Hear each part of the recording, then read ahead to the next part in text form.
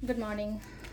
Ngasi card message ngasi card message se khoi ko rashi gi matung ina ko id card trying to katang thok jage trying to sidagi shai shagi rashi ma pado khala khala ga the mai taro ga yenga se ko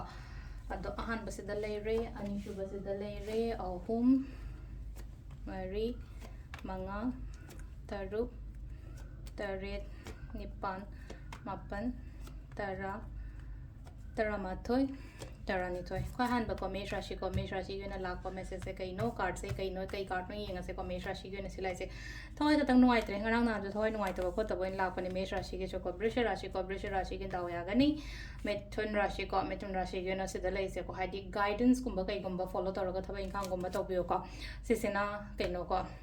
akoi gi karka rashi yun na ha tar se dalai se maka ai gi damakta adum mi lei gani ko mi wa loi aina darkar re ko matam da पैसा नुसा कई का फजना Khandra खोलगा investment ओइरो कइनो म start होगे हारि खल्लगा तौबिबो को लाइगुंबा याम निंगो कइना राशि को फगने को अदुगा सिसिना खोगी तुला को पाउनुआइबा गुंबा कइगुंबा दुमाइना लाओ हाइना पिरि को सिसिना खोगी कइनो को वृश्चिक राशि ये गिव अप